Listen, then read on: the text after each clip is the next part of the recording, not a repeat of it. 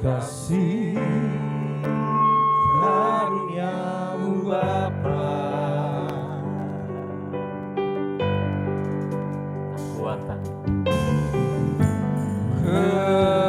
Kekuatanku hanya dalam hadirat-Mu, Yesusku. Kaulah segalanya, segalanya.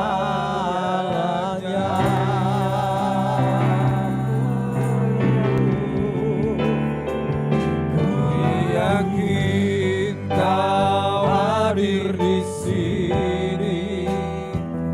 Ku rasakan kuasa yang tak terbatas. Ku yakin Kau nyata di sini.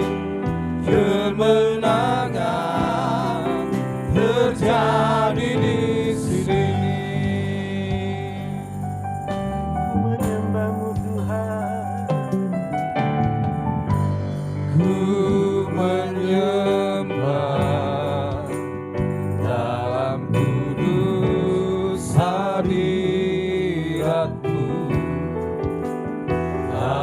Hampiri tata kasih karunia-Mu Bapa. Kekuatanku Tuhan, Kekuatanku hanya dalam hadirat-Mu, Yesusku. Hanya Kaulah segalanya. Bapak Ibu kita berdiri sini. Ku yakin Kau hadir di sini. Ku rasakan kuasa yang tak terbatas. Ku yakin Kau nyata di sini. Kemenangan terjadi di sini. Ku yakin Kau Haleluya. hadir di sini. Amin. Ku rasakan kuasa yang tak terbatas. Ku yakin Kau nyata di sini. Kemenangan terjadi di Sekali lagi sini. katakan, ku yakin Kau hadir Maha di besar sini. di tempat ini. Ku rasakan kuasa yang tak terbatas. Ku yakin Kau nyata di sini. Kemenangan terjadi di sini. Kemenangan Kesembuhan, terjadi di sini. Kesembuhan terjadi di sini. sekali lagi kemenangan. Kemenangan terjadi di sini. Mari kita sorak-sorai lagu Dia. Hanya bagi Tuhan pujian dan kemuliaan, hanya bagi Engkau Tuhan. Terima kasih ampuni segala keterbatasan dan kelemahan dosa pelanggaran kami, supaya kami layak berdiri di hadirat-Mu Tuhan. Terima kasih Tuhan, terpujilah nama-Mu Bapa Surgawi. Dalam nama Yesus, kami bersyukur. Semua yang mau memuji Tuhan katakan amin. Amin. Tuhanku maha besar. Amin. Amin. Tuhan saya, Tuhan Bapak Ibu, dia dahsyat, dia luar biasa. Puji Dia.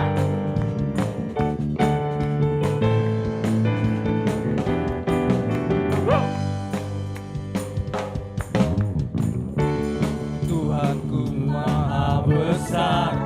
Tuhanku Maha Kuasa, Raja segala raja. Dia takkan tergoyahkan, Dia takkan tergoyahkan, Dia takkan terkalahkan. Dia hidup dan berkuasa. Serukan namanya, Yesus Tuhan Raja.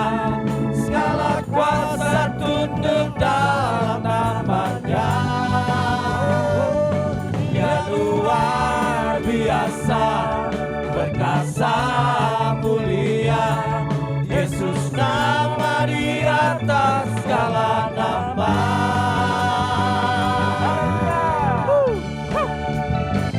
Mari bersuka cita, bersorak bagi Dia.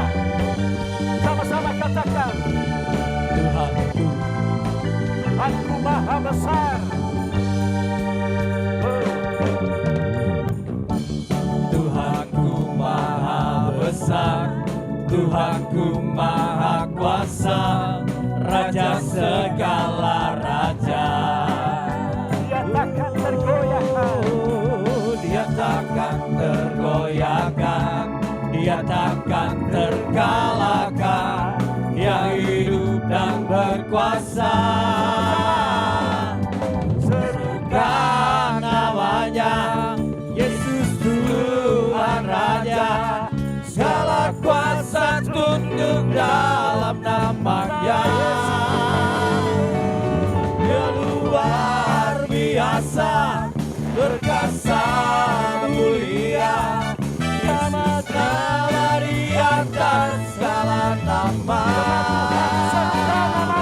Serukan namanya, Yesus Tuhan Raja. Segala kuasa tunduk dalam namanya. Dia luar biasa, perkasa mulia. Yesus nama di atas segala nama. Nama Tuhan, serukan namanya Yesus. Jemaat Tuhan, segala kuasa. Nah, katakan Dia luar biasa. Ya jemaat Tuhan, puji Tuhan. Amin. Mari kita puji Tuhan, tangan di atas kepala. Amin. Haleluya. Sama-sama katakan. Namanya Yesus Tuhan Raja. Segala kuasa tunduk dalam namanya. Dia luar biasa, perkasa mulia. Yesus nama di atas segala nama. Yesus, nama di atas segala nama. Nama di atas segala nama. Katakan Yesus. Yesus nama di atas segala nama.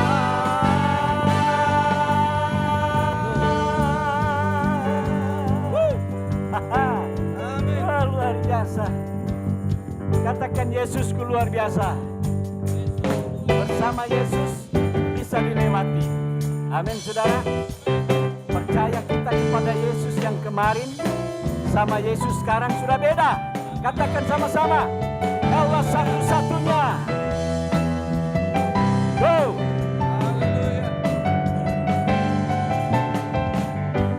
Kaulah satu-satunya, sumber dari segalanya. Kau kebenaran, Kebenaran yang selalu ku pegang. Kau keyakinanku untuk bersinar terang. Yesus Tuhanku yang berkuasa atasku, hidupku takkan sama. ku tahu sungguh, haleluya. Ku tahu sungguh Oh, terima kasih Tuhan. anugerah Anugerah Tuhan bagiku, melimpah bagi kita. hidupku takkan sama. Haleluya. Sekali lagi Bapak Katakan sama-sama, Kaulah satu-satunya. Go. Sama-sama katakan, Kaulah satu-satunya, sumber dari segalanya. Kau kebenaran, Kebenaran yang selalu ku pegang. Kau keyakinanku. Keyakinan Puji Tuhan. bersinar. Mari sama-sama. Yesus Tuhan. Tuhanku yang berkuasa atasku, hidupku takkan sama. Oh, puji Tuhan. Ku tahu sungguh anugerah-Mu bagiku, hidupku takkan sama. Sekali lagi. Yesus Tuhanku Yang berkuasa atasku, Haleluya. hidupku takkan sama. Ku tahu sungguh Ku tahu sungguh anugerah anugerah-Mu bagiku, hidupku takkan sama.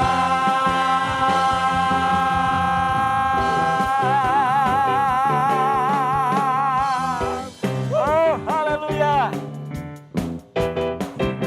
Dahsyat Tuhan kita. Amin. Sorak-sorak yang bagi. Sekali lagi Bapak Ibu, katakan alangkah indahnya bila bersama Tuhan. Amin. Bersama Tuhan kita melakukan perkara-perkara yang besar. Alangkah indahnya Tuhan jalan bersama dengan Engkau. Dia memberikan kuasa untuk menang bagi gerejanya. Haleluya.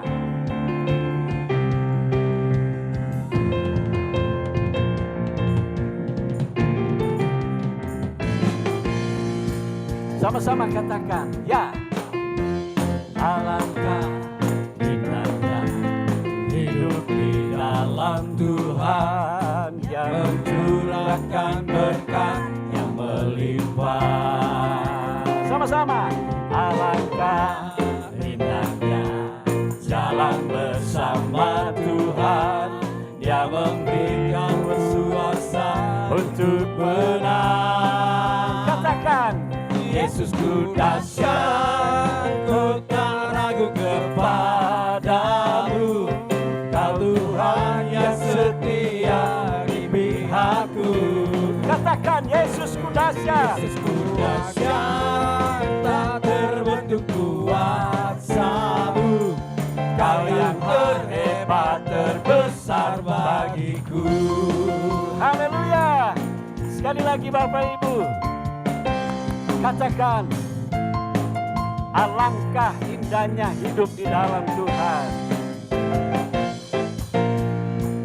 Go sama-sama. Alangkah indahnya hidup di dalam Tuhan, Dia mencurahkan berkat yang melimpah. Oh, alangkah.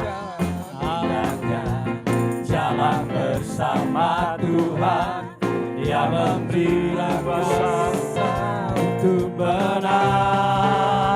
Oh, Yesus. Dahsyat, tak terbentuk kepadamu. Kau Tuhan yang setia di pihakku. Yesusku dahsyat. Tak terbentuk kuasa-Mu. Kau yang terhebat, terbesar bagiku. Yesusku dahsyat. Sama-sama. Yesus dahsyat, tak ragu kepadamu. Kau Tuhan yang setia di pihakku. Sama-sama sekali lagi. Yesusku Haleluya. tak terbentuk kuasa-Mu. Katakan, Kau yang terhebat, terbesar bagiku. Kau yang terhebat. Terhebat, terbesar bagiku. Sekali lagi, Kau yang Terhebat, terbesar bagiku.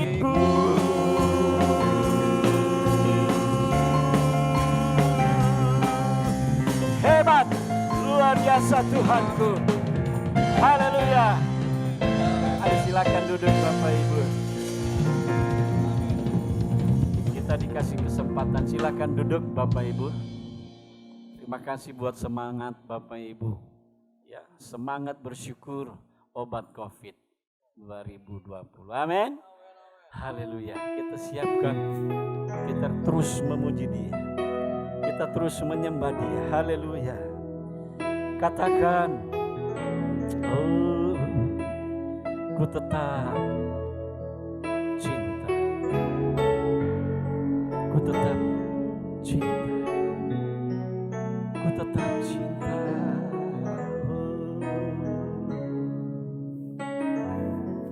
Ku tetap cinta. Ku tetap cinta. Walau badai datang menerpa, ku tetap cinta. Katakan ku tetap setia, tetap setia. Ku tetap setia. Katakan bersama-sama. Walau tufan datang menerpa, ku tetap setia. Terlalu banyak yang Tuhan beri. Oh, yang Tuhan telah beri.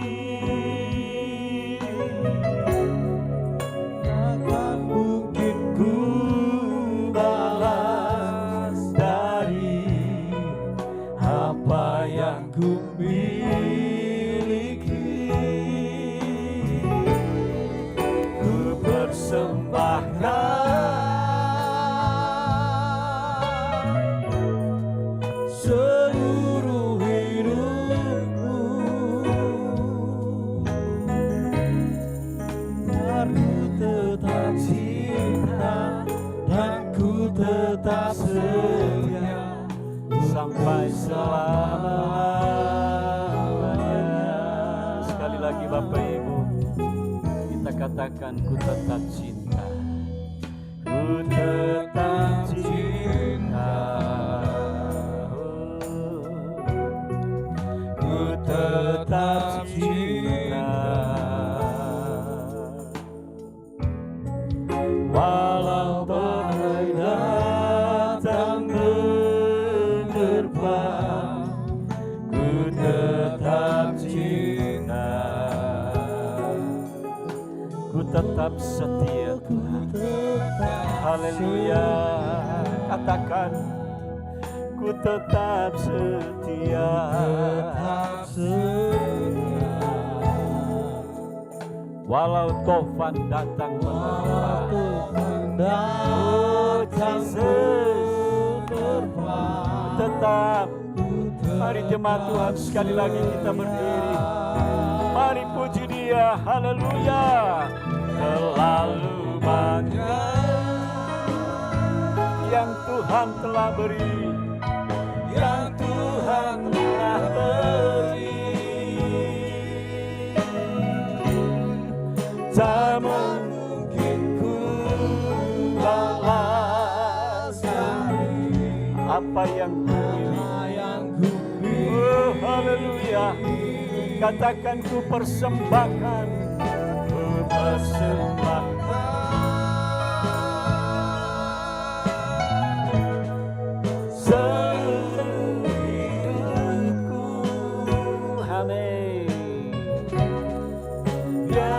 Tetap cinta dan ku tetap setia untuk selama-lamanya. Mari jemaat Tuhan, kita angkat tangan. Haleluya. Mari kita angkat tangan semua. Sangat banyak yang Tuhan beri. Oh haleluya. Takkan mungkin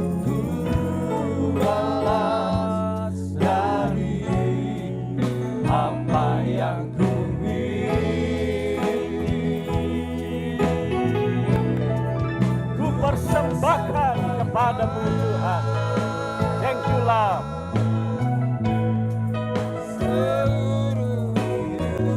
Yes. Oh, biar ku tetap cinta dan ku tetap setia untuk selama-lamanya. Biar ku tetap cinta, dan ku tetap setia sampai selama-lamanya.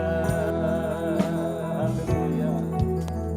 Pujian dan sembah kami hanya kepada-Mu. Terima kasih Tuhan. Terima kasih buat berkat kemurahan-Mu bagi kami. Sangat banyak yang Tuhan beri bagi kami. Terima kasih Tuhan. Oh haleluya.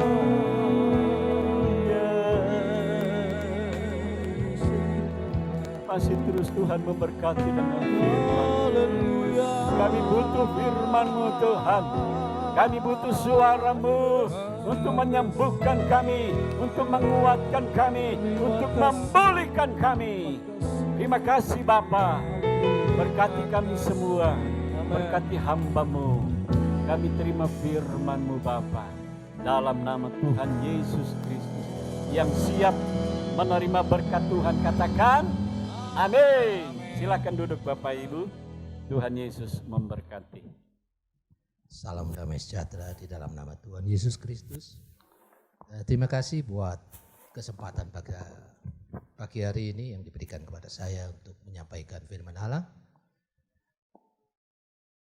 Seperti biasa saya akan memberikan judul khotbah, dan judul khotbah saya itu adalah intisari daripada apa yang saya sampaikan selama beberapa waktu ini. Saudara, beberapa orang mengatakan saya harus mengatakan poin-poinnya itu adalah pada saat-saat akhir supaya orang mau mendengarkan mulai awal. Tapi saya tidak. Saya mempunyai kebiasaan untuk menaruh judul intisari itu di tempat yang paling awal agar saudara tahu apa yang saudara dapat terima, apa yang dapat saudara bawa, itu saja. Amin saudara. Ya, saya akan memberikan judul manusia baru memiliki hidup baru di dalam Kristus. Ya, manusia baru memiliki hidup baru di dalam Kristus. Ya. Saudara, kita akan buka ayatnya, Efesus 2 ayat yang ke-10. Efesus 2 ayat yang ke-10, mari kita baca saudara. Dalam terjemahan baru saya akan membacakan. Karena kita ini buatan Allah diciptakan dalam Kristus Yesus untuk melakukan pekerjaan baik yang dipersiapkan Allah sebelumnya. Ia mau supaya kita hidup di dalamnya. Ya, sekali lagi terima kasih buat Bapak Gembala ya, Ibu Gembala yang sudah mempercayakan firman Tuhan kepada saya untuk saya sampaikan. Ya, di dalam terjemahan baru tadi dikatakan kita ini buatan Allah. Diciptakan di dalam Kristus Yesus, ada banyak kata di dalam Kristus Yesus di dalam tulisan yang ditulis oleh Rasul Paulus. Saudara, ya. Diciptakan dalam Kristus untuk melakukan perbuatan baik. Ya, dalam terjemahan bahasa Indonesia masa kini saya akan baca kata kita ini buatan Allah ditulis kita ini adalah ciptaan Allah. Ya, di dalam terjemahan Indonesia Literal Translation ditulis kita adalah hasil karyanya. Di dalam King James Version juga dibilang kita ini his workmanship. Kita ini hasil karya dia. Kita ini hasil karya Tuhan. Apa yang Tuhan inginkan setelah kita dibuat oleh Allah? Apa yang Tuhan inginkan? Tuhan inginkan dikatakan untuk melakukan pekerjaan baik. Jadi sebelum saudara dan saya melihat ini sebenarnya dalam perikop ini saudara, kalau saudara di dalam terjemahan baru perikop ini judulnya semuanya adalah kasih karunia. Judul perikop ini Efesus 2 ayat 1 sampai 10. Di dalam terjemahan bahasa Indonesia masa kini judul perikopnya itu dari kematian menuju kehidupan. Saudara, saya ingin katakan kepada saudara, kita akan belajar dan kita akan melihat apa maksudnya. Apa hubungannya dengan kita, dengan tulisan yang ditulis oleh Rasul Paulus dari kota Roma saat dia di penjara kira-kira tahun 62. Ya, dia menuliskan untuk sidang jemaat di Efesus saat itu.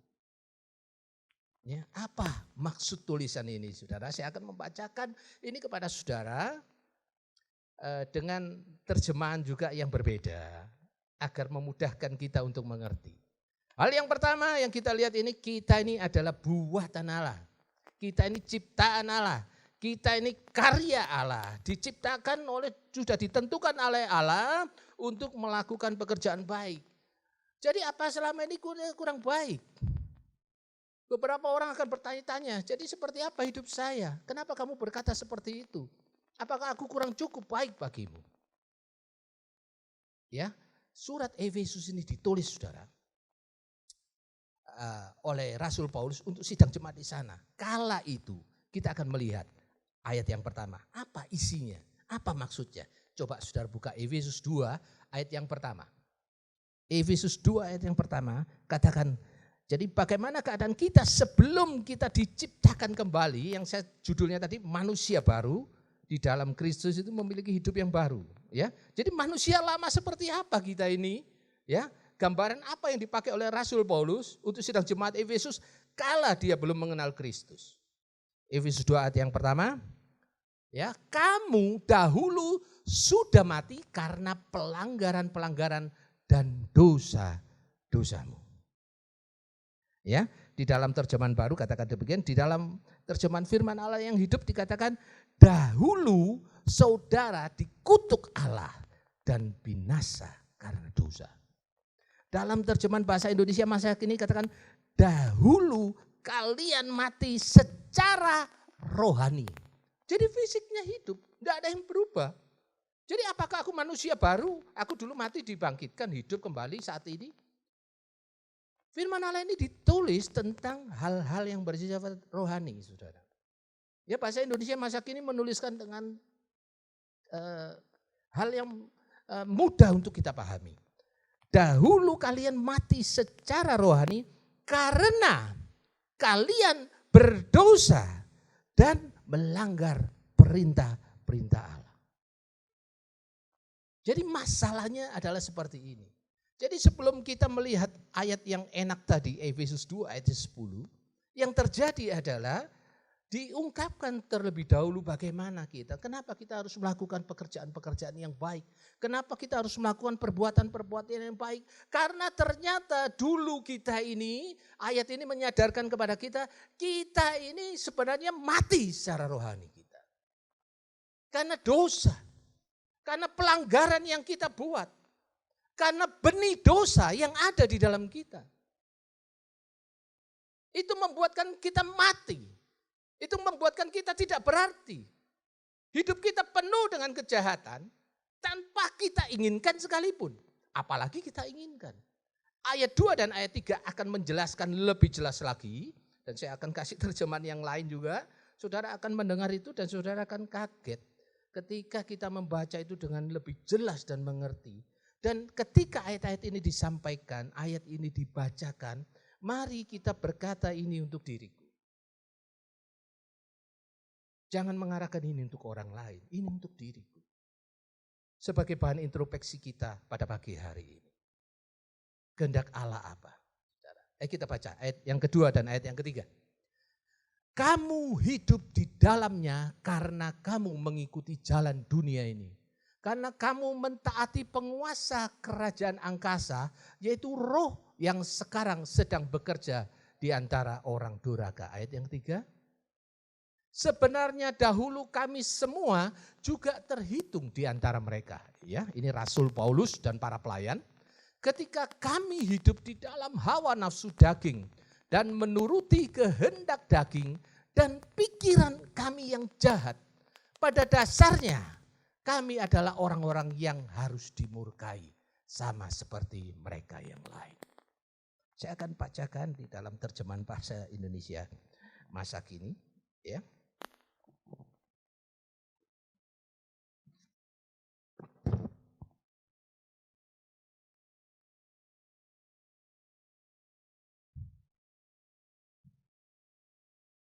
Efesus 2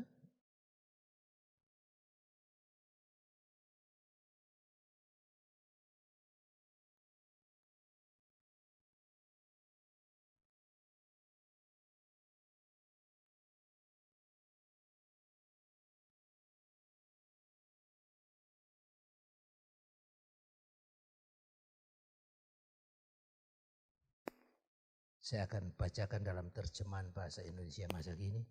Pada waktu itu kalian mengikuti kebiasaan-kebiasaan dunia ini.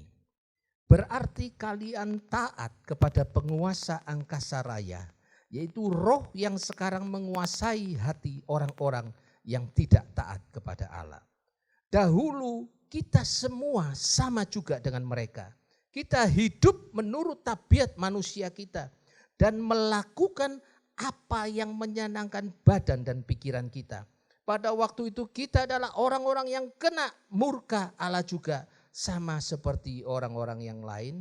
Dalam firman Allah yang hidup, saudara ayat 2, saudara ikut dengan orang banyak dan seperti juga orang lain, saudara penuh dengan dosa, taat kepada iblis, penguasa kerajaan angkasa yang sampai sekarang pun masih bekerja dalam hati orang-orang yang melawan Tuhan.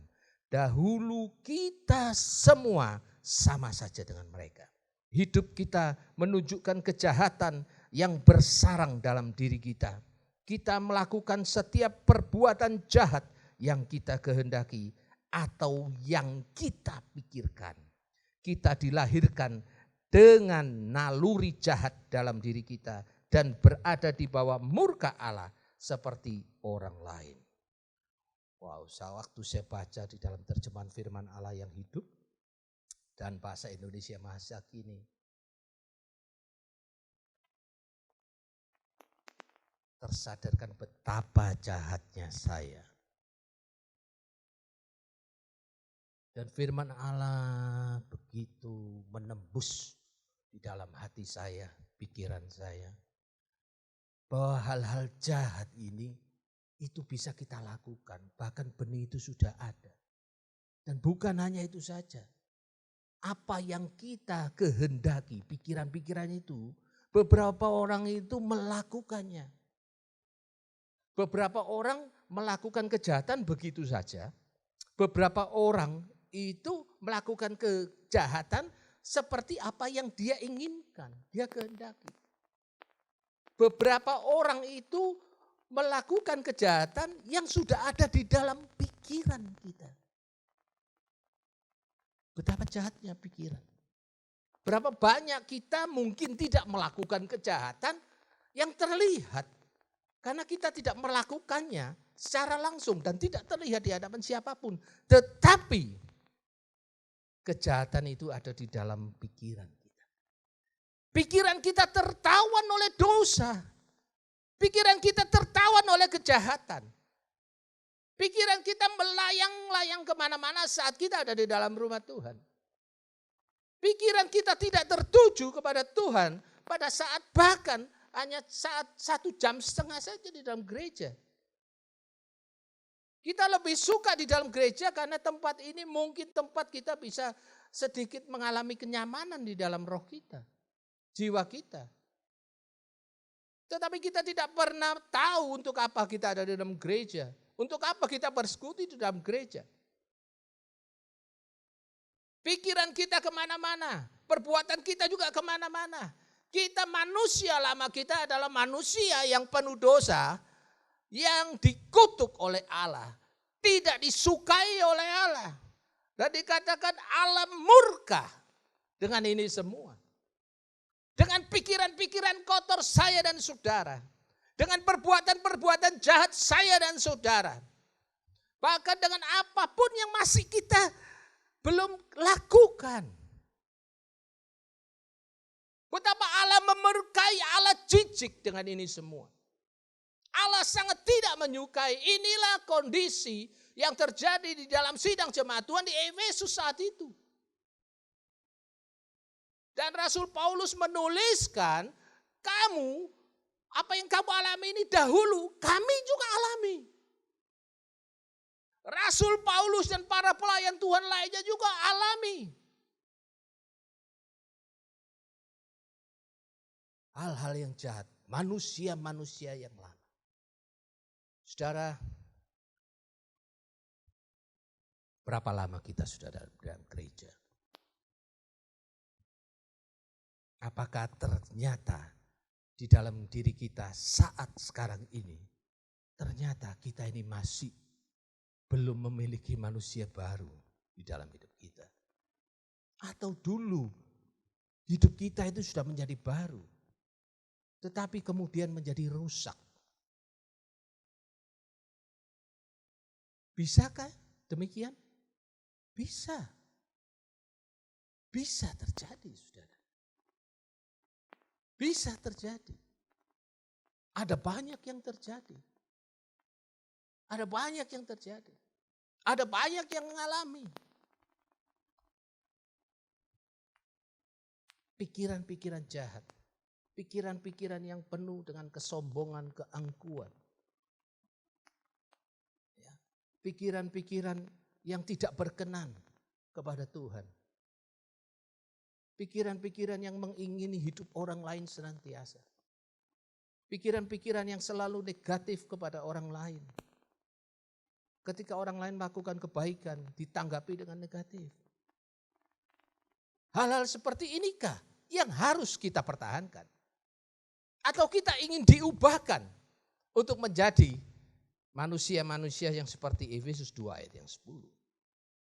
Jadi ketika kita melihat Efesus 2 ayat 1, 2, dan 3, kita sekarang bisa introspeksi diri. Kita sekarang sedang bertanya, apakah aku di sini kembali?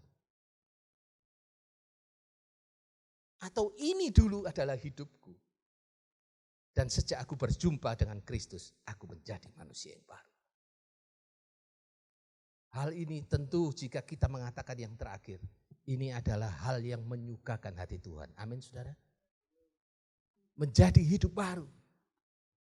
Menjadi manusia baru yang diinginkan oleh Tuhan. Dan itu hanya bisa terjadi karena kasih anugerah rahmat Tuhan. Amin, saudara. Ya, kita baca ayat berikutnya itu, saudara. Kita akan baca itu di dalam ayat yang ke-5 dan 6. Ya, kalau saudara baca ayat 5 dan 6, itu Tuhan telah menghidupkan kita bersama-sama dengan Kristus, sekalipun kita telah mati oleh kesalahan-kesalahan kita. Ya, jadi Tuhan itu kemudian menghidupkan kita.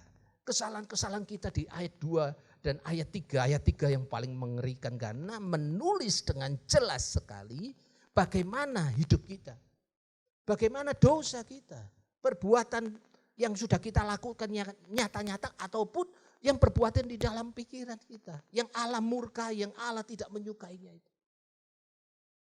Ya, ayat yang ke-5 katakan, telah menghidupkan kita bersama-sama dengan Kristus sekalipun kita telah mati oleh kesalahan-kesalahan kita.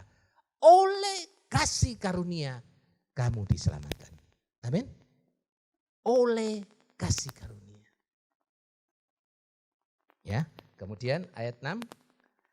Dan di dalam Kristus Yesus Ia telah membangkitkan kita juga dan memberikan tempat bersama-sama dengan Dia di surga.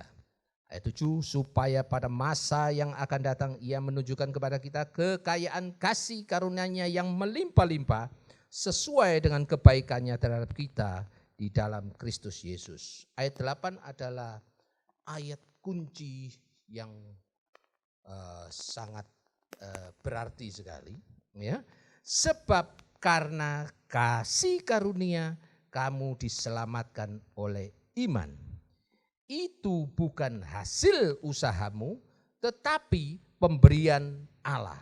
Ayat 9, itu bukan hasil pekerjaanmu, jangan ada orang yang memegahkan diri. Ya, saya akan kasih terjemahan yang lebih jelas lagi. Ya. Itu tadi di dalam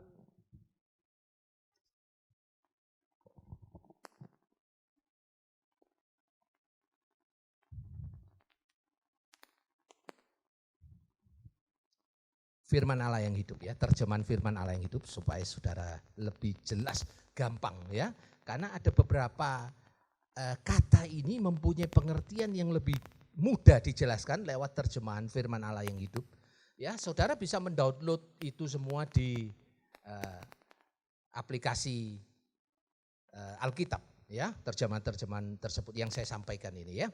Itu menolong saya, menolong saudara untuk mengerti. Pada waktu kita mendalami sebuah ayat teks ya, waktu kita mendalami satu ayat saja, kita bisa membaca itu dalam terjemahan-terjemahan banyak macam, itu memudahkan kita mengerti, oh ternyata ini, oh ternyata ini.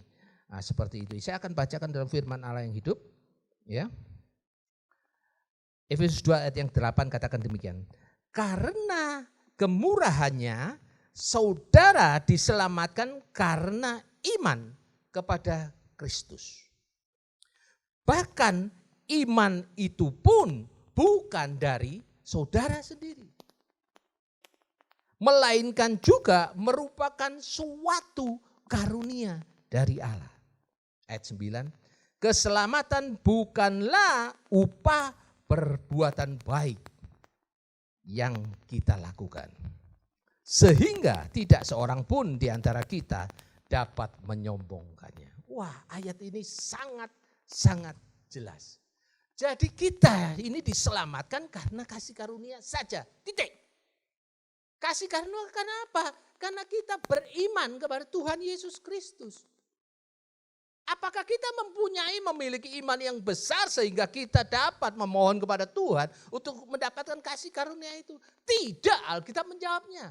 Bahkan iman itu pun diberikan, merupakan karunia Allah kepada kita. Jelas saudara ya? Jadi kita diselamatkan bukan karena perbuatan baik kita, ayat ini ditulis. Bukan karena saya baik, bukan karena saudara baik, saudara diselamatkan. Tetapi ayat yang 10 katakan supaya saudara melakukan pekerjaan baik adalah karena saudara sudah diselamatkan. Makanya saudara nantinya harus melakukan pekerjaan, perbuatan yang baik. Kebaikan saudara itu tidak dapat membeli keselamatan. Sama sekali tidak dapat. Karena keselamatan itu diberikan secara cuma-cuma. Karena itu adalah kasih karunia, anugerah Tuhan saja. Kita tidak bisa membeli apa-apa. Perbuatan-perbuatan baik saya dan saudara menolong orang-orang susah, orang-orang miskin. Orang-orang yang terlantar, orang-orang yang kekurangan. Itu adalah karena saya dan saudara sudah menerima keselamatan. Saudara dan saya sudah melakukan perbuatan-perbuatan yang baik ini karena perbuatan baik ini berlawanan dengan perbuatan yang ada di dalam ayat 2 dan ayat 3. Ketika saya dan saudara menjadi manusia yang baru. Ya, ketika saya dan saudara menjadi manusia baru, apa yang terjadi? Kita dapat melakukan perbuatan-perbuatan baik. Perbuatan baik itu berlawanan dengan perbuatan-perbuatan jahat yang ada di dalam ayat 2 dan 3. Manusia lama. Ketika manusia lama kita masih kuat bercokol di dalam hidup kita, yang terjadi adalah apa saudara? Kita nggak bisa melakukan pekerjaan-pekerjaan baik seperti yang direncanakan oleh Allah. Sama sekali tidak bisa. Karena itu bertentangan. Sekali lagi ayat 8 dan ayat 9 menjelaskan bahwa kita ini diselamatkan oleh karena kasih karunia di dalam iman kepada Tuhan Yesus Kristus. Kasih karunia itu saudara diberikan oleh Tuhan lewat iman tadi. Ya, dan bahkan iman itu bukan hasil usaha kita. Iman itu bukan segala daya upaya yang kita bisa lakukan. Bahkan iman itu pun dijelaskan itu merupakan karunia Allah. Jadi hidup kita ini sejujurnya di dalam Tuhan, kita bisa menjadi manusia yang baru, kita bisa menjadi manusia yang diubahkan. Ini semata-mata karena anugerah Tuhan. Enggak bisa satu kekuatan apapun saya berusaha untuk menjadi manusia yang baik. Saya selalu gagal. Teman saya gembala sidang di Bali, di salah satu gereja, ya. Saya sih selalu ngomong dia mati gaya, ya. Gayanya itu aja. Ya, tetapi karena dia punya slogan yang dia jalankan sampai hari ini, saudara. Only by His grace. Hanya karena kemurahan Tuhan, anugerah Tuhan. Ya, dia selalu duding gitu ya. Duding begini ya. Kalau foto begini terus. Anaknya, istrinya semua harus begini, jemaatnya semua harus. Kalau foto pokok begini. Harus. Ya. Kalau foto saya datang ke tempat dia, ayo bro, gini bro. Ya sudah, dia maunya gini. Karena dia punya sesuatu di dalamnya. Dia katakan, only by His grace. Ya. Kemarin saya lihat status anak saya. Dia juga katakan, only by His grace. Ini semua tentang anugerah Tuhan. Amin, saudara. Saudara dan saya tidak bisa bahkan sekuat apapun kita keluar dari kubangan dosa, kita alami kesulitan.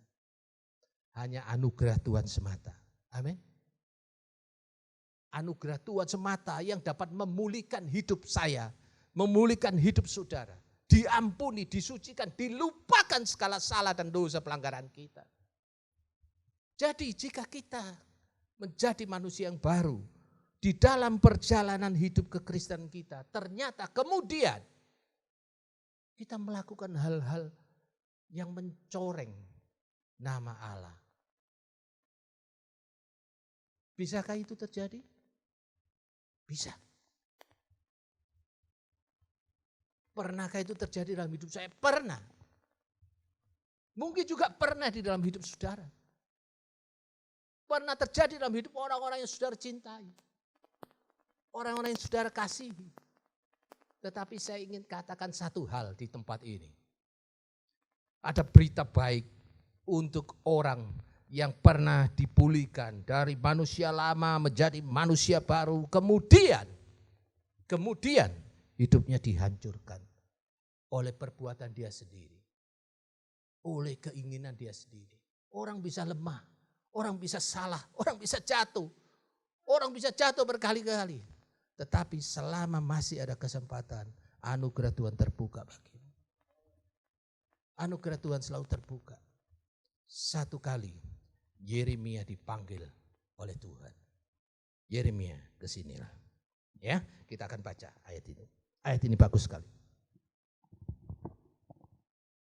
Yeremia 18 ayat 1 sampai 6 ya. Saya akan baca cepat saja. Yeremia 18. Oke. Firman yang datang dari Tuhan kepada Yeremia bunyinya. Next, sampai ayat 6. Pergilah dengan segera ke rumah tukang periuk. Di sana aku akan memperdengarkan perkataan-perkataanku kepadamu. Lalu pergilah aku, Yeremia, ke rumah tukang periuk. Dan kebetulan ia sedang bekerja dengan pelarikan. Apabila bejana yang sedang dibuatnya dari tanah liat di tangannya itu rusak. Ini ayat yang penting yang saya garis bawahi, ayat ini, ayat 4. Apabila bejana yang dibuatnya dari tanah liat di tangannya itu rusak, maka tukang periuk itu mengerjakannya kembali menjadi bejana lain. Menurut apa yang baik pada pemandangannya. Next. Kemudian datanglah firman Tuhan kepadaku, bunyinya, masakan aku tidak dapat bertindak kepada kamu seperti tukang priuk ini, hai kaum Israel. Demikianlah firman Tuhan, sungguh seperti tanah liat di tangan tukang priuk, demikianlah kamu di tanganku, hai kaum Israel. Dengarkan baik-baik firman Allah ini, ayat kuncinya ayat yang keempat. Ya, ketika tanah liat itu dibentuk dan kemudian rusak, sudah dibentuk tapi bisa rusak. Saudara dan saya dipanggil Tuhan menjadi manusia baru, hidupnya diampuni, dipulihkan. Tetapi kita jatuh lagi dalam dosa. Beberapa orang begitu malu dengan dosanya, sehingga dia tidak berani lagi menengadahkan kepalanya kepada Tuhan. Bahkan untuk minta ampun sekalipun. Alih-alih minta ampun, dia malah pergi berbalik dan meninggalkan Tuhan yang sudah mati buat saya dan saudara dan buat dia. Tetapi saya ingin mengatakan kepada saudara, siapapun saudara yang mendengarnya, saudara bisa menjadi seperti tanah liat di tangan tukang priuk itu. Dibentuk kembali seperti yang diinginkan dia. Menjadi bejana yang lain yang tidak sama dengan bejana yang lama. Ada pengampunan di dalam Yesus. Yesus tidak pernah menolak satu orang pun yang datang kepadanya. Keinginan Allah adalah pasti setiap orang diselamatkan. Selalu ada kesempatan yang terbuka besar untuk sebuah pengampunan. Saudara dan saya punya hak dipulihkan. Mungkin saudara dan saya seperti bejana yang buruk lagi setelah dibentuk indah waktu itu. Tetapi bejana itu saudara dan saya merusaknya dengan perbuatan-perbuatan, dengan pikiran-pikiran kita yang kotor, dengan perbuatan-perbuatan kita yang jahat. Tetapi hari ini aku ingin mengatakan firman Tuhan kepadamu, masakan aku tidak dapat memulihkan engkau, orang percaya. Amin, saudara. Ada pengampunan yang Tuhan tawarkan. Izinkan Tuhan membentuk hidup saya dan saudara. Selalu ada kesempatan untuk dipulihkan kembali. Selalu ada kesempatan. Tuhan tidak akan pernah membuang saudara ketika saudara datang kepada Tuhan. Itu perkataannya. Siapapun yang datang kepadaku, aku tidak akan pernah menolak. Yesus dan saya mengingini saudara dan saya lebih dekat kepada dia. Lebih daripada kita ingin dekat kepada Tuhan. Saya ingin kasih kabar ini. Saudara dan saya siap menjadi manusia yang baru. Hidup yang baru. Saudara bisa melakukan pekerjaan-pekerjaan yang baik itu. Hidup-hidup yang baik itu. Jika saudara dan saya tidak melakukan perbuatan-perbuatan yang jahat. Yang bertentangan dengan kasih Kristus. Setiap orang bisa diampuni. Setiap orang bisa dipulihkan. Yang tidak bisa mengampuni itu manusia. Tetapi Tuhan sangat bisa. Tuhan sangat bisa. Hanya Tuhan yang dapat mengampuni. Biarkan manusia tidak mengampuni.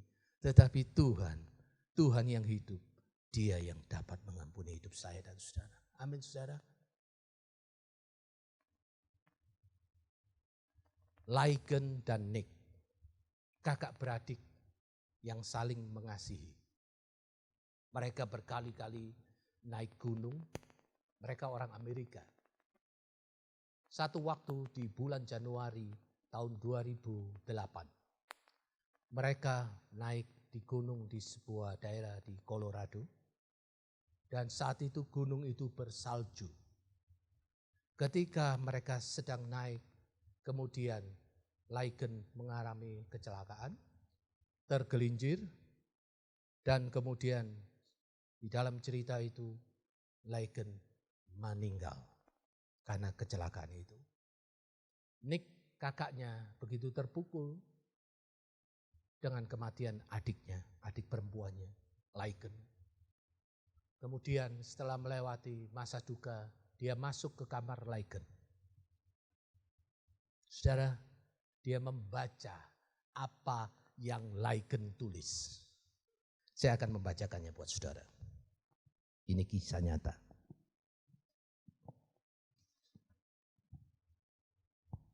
Aku adalah karya seni buatan Allah. Akan tetapi dia belum selesai. Bahkan dia baru saja memulai karyanya. Sidik jari Allah membekas di setiap bagian hidupku. Takkan pernah ada orang lain yang sama seperti diriku. Dalam hidup ini aku mendapat tugas yang harus kulakukan. Dan tugas itu tak bisa dilakukan oleh orang lain. Saudara, bentar lagi khotbah ini akan selesai. Saya tadi katakan tentang Yeremia. Tuhan memberikan perumpamaan bagaimana dia seperti tukang periuk yang membentuk bejana. Leiken tadi katakan, di dalam hidupku ini sidik jari Allah. Ketika tukang periuk itu membentuk bejana-bejana itu. Ketika saudara dan saya dibentuk seperti apa yang dia ingini. Bukan yang kita ingini. Leiken katakan, aku ini unik, aku ini spesial, aku ini tidak ada duanya. Mungkin beberapa orang ada kembar, mungkin beberapa orang mempunyai sifat yang sama. Mungkin beberapa orang mempunyai kemiripan di dalam wajah, tetapi setiap orang itu dipakai oleh Tuhan, dibentuk oleh Tuhan untuk mencapai, untuk meneruskan, untuk melakukan tujuan Allah. Saudara dan saya dipakai oleh Tuhan untuk melakukan pekerjaan yang baik, yang seperti diinginkannya. Saya dan istri saya belum tentu mempunyai misi yang sama di dalam kami melayani Tuhan. Tetapi saya percaya saya dipanggil untuk sesuatu. Saya percaya juga istri saya dipanggil untuk sesuatu. Dan saya percaya juga saudara dibentuk oleh Tuhan, dipanggil untuk sesuatu seperti Leiken. Ketika saudara dan saya dibentuk oleh Allah, ingat sidik jari Allah itu ada dalam kehidupan kita. Ada tanda-tanda Tuhan di dalam hidup kita. Sidik jari Allah itu bukan hanya membentuk bagian luar hidup saya. Saya menjadi indah di hadapan saudara. Atau saya menjadi baik di hadapan Tuhan. Tetapi sampai menyentuh bagian-bagian dalam saya. Bagian hati saya. Bagian pikiran saya yang tidak terlihat. Otak saya yang tidak nampak. Tetapi dibentuk oleh Allah. Ada sidik jari Allah yang menempel di hidup Leiken, juga menempel di hidup saya dan hidup saudara. Ada karya Allah. Saudara dan saya dibentuk oleh Tuhan untuk mencapai tujuannya. Yaitu saudara dan saya melakukan pekerjaan, menerima keselamatan. Saudara harus melakukan pekerjaan yang baik. Pekerjaan perbuatan yang baik. Ya, di bagian akhir di dalam Efesus 2 ayat yang 10 katakan demikian. Yang dipersiapkan oleh Allah jauh sebelum kita diselamatkan. Ya, tetapi kalau ini saya jelaskan akan menjadi sangat panjang, sekalipun yang saya bacakan itu sebenarnya cuma satu ayat ya, yang menjadi intinya. Tetapi ini ayat ini menceritakan kisah yang begitu luas sekali ya. Dia katakan kemudian di bagian akhir ayat 10 katakan, ia mau supaya kita hidup. Kita hidup di dalam bahasa Gerikanya itu saudara mempunyai arti kita hidup, kita bergerak, kita berjalan, kita melakukan apapun itu bersama dengan Tuhan. Kehendaknya adalah demikian. Kehendak Allah bagi saya, kehendak Allah bagi saudara untuk melakukan perbuatan baik. Saudara dan saya bisa melakukannya ketika saudara dan saya dibentuk oleh Tuhan. Jika kita tidak mau keluar dari hidup kita yang lama, bisa. Ketika apa? Saudara dan saya mau hidup bersama dengan Tuhan. Mau berjalan bersama dengan Tuhan ketika kita mau menuju kemana hidup kita. Kita mau hidup bergerak, bahkan bergerak pun, bergerak pikiran kita juga. Bisa bersama dengan Tuhan. Firman Allah menegaskan kepada kita pagi hari ini. Berjalanlah bersama dengan Tuhan. Tuhan mengampuni hidup saya. Tuhan mengampuni hidup saudara. Tuhan mengampuni hidup orang-orang yang saudara kasihi dan cintai. Tuhan mengampuni mereka yang bahkan jauh darimu. Sudah jauh dari Tuhan.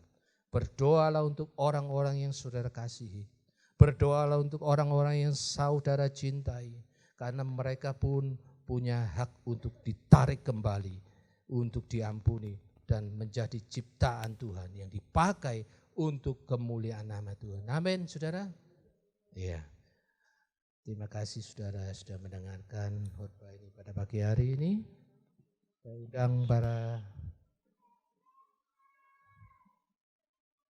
pemusik, ya. Kita akan menyanyikan sebuah lagu, ya, itunya aja ya, refrainnya aja ya. Ubah hatiku itu ya.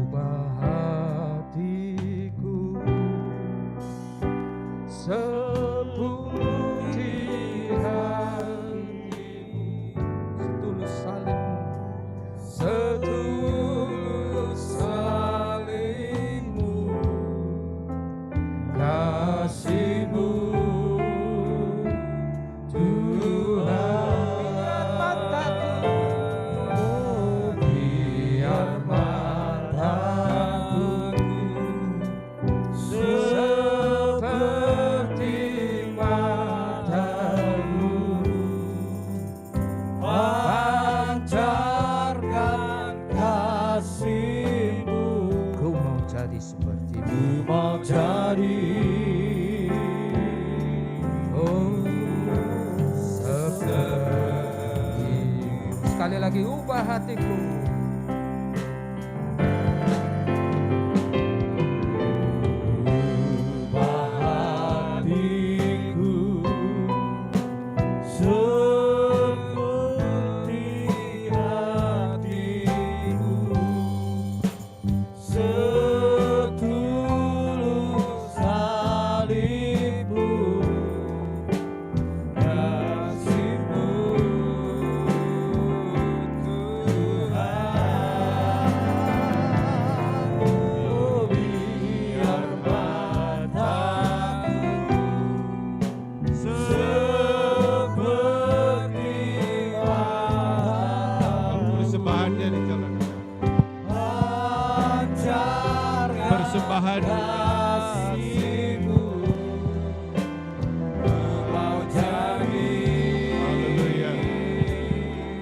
Persembahan dijalankan seperti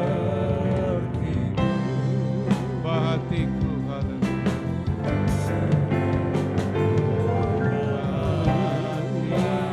hatiku seputih hatimu, setulus salibmu.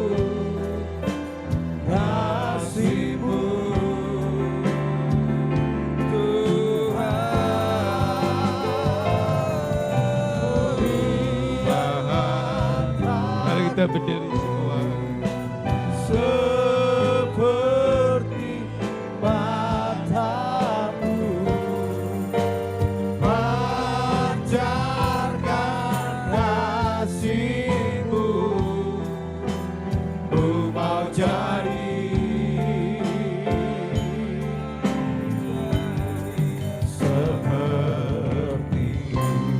Ku mau jadi seperti-Mu.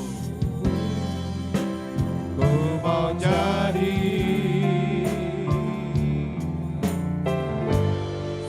seperti-Mu. Kita beri kemuliaan buat Tuhan. Terima kasih Tuhan buat firman-Mu.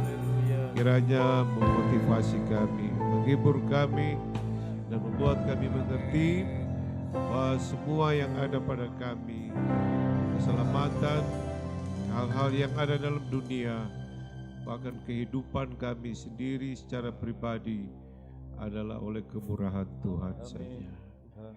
Tanpa Engkau tidak ada apa yang kami lihat dan rasakan. Dan sorga hanya cerita, tapi karena Yesus dan kemurahan-Nya, sorga itu nyata. Adalah tempat di mana kami akan datang, pergi dan tinggal bersama-sama dengan Engkau sampai selama-lamanya.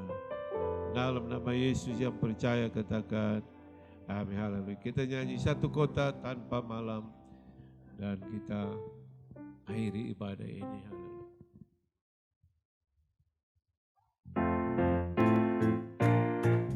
Haleluya.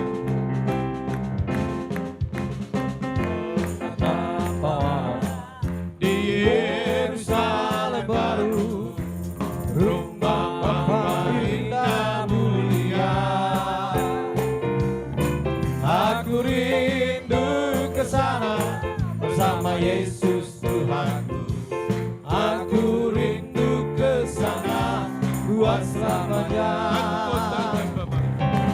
Satu kota tanpa malam di Yerusalem baru, rumah Bapa indah mulia.